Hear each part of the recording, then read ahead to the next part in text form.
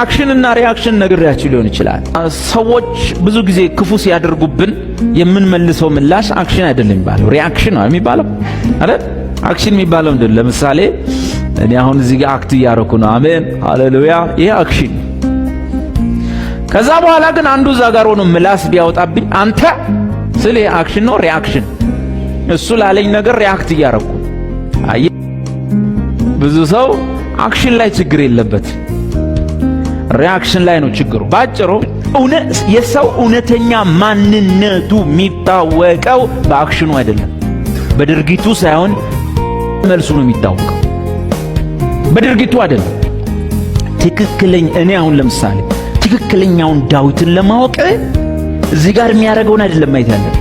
ትክክለኛውን ዳዊት ለማወቅ ስለ ፍቅር ብሰብክ ፍቅር ያስፈልጋል፣ ፍቅር ብልህ እሱ አይደለም ሪሊ እናንተ የምትጠሏቸውን ሰዎች ሁሉ ማፍቀር ስችሉ ያ ሰዎቹ በሚያመጡት ኔጌቲቭ በሆነ ወደኔ በሚያመጡት ኔጌቲቭ ነገር ለነሱ ማደርገው በጎ ምላሽ እውነተኛ ማንነት ይሱ።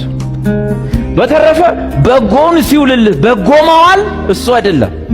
ትክክለኛ ማንነት የሚያምህ ነገር ሲመጣ ያንን ስትውጥ ነው፣ ያንን ስትቋቋም አንተ እውነተኛ እግዚአብሔር ሰው። በተረፈ በደጉ ዘመንማ ሁሉም ደግ ነው። በጎን ሲውሉሉማ በጎ መዋል ኢየሱስ እንደተናገረ ይሄንማ አሕዛብም ለወገኖቻቸው ያደርጉት። ከነሱ የምንለይበት ነገር የክርስቶስን ሕይወት የምንካፈልበት ነገር ክርስቶስ ለሰዎች ልቡን የገለጠው እግዚአብሔር ለሰዎች ልቡን የገለጠው በአክሽን ሳይሆን ሰዎች በሚያደርጉት ክፉ ነገር ላይ በመለሰው ሪአክሽን ነው፣ ግብረ መልስ ነው። ሰዎች ክፉ ልባቸውን በሱ ፊት እየገለጡ ነው። ይሰቀል እያሉ ያሉት ኢሳይያስን አይደለም፣ ኤርምያስን አይደለም፣ ከነቢያት አንዱን አይደለም፣ አንድያ የእግዚአብሔርን ልጅ ነው። ብርሃንን ነው ይሰቀል ያሉት፣ ፈውስን ነው ይሰቀል ያሉት፣ ሕይወትን ነው፣ የሕይወትን ራስ እሱን ነው ይሰቀል ያሉት። በዛን ቀን ላይ ጥሩ ነገር ነው ትክክል እግዚአብሔር ማን ነው የሚለውን ለማወቅ ሪአክሽንህ ነው እውነተኛ ማንነትን የሚገልጠው ሪአክሽን። ለምሳሌ አንድ አገልጋይ መቼስ በሰለ አልኩና እዚህ ጋር አወጣሁት ልበል፣ በሰለ እና ለማገልገል ኦኬ ሳወጣው በሰለ ብዬ አወጣሁት። በዛን ሰዓት ላይ ወጥቶ አክሽኑን ነው የሚያሳይ።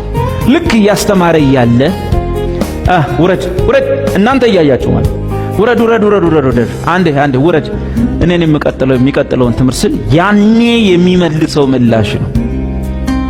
ያኔ የሚመልሰው ምላሽ ከዛ በኋላ በማግስቱ ለኔ የሚያሳየኝ ፊት እሱ ነው ትክክለኛው ሰው። ያ ሰው ያኛው ነው፣ ይሄኛው አይደለም።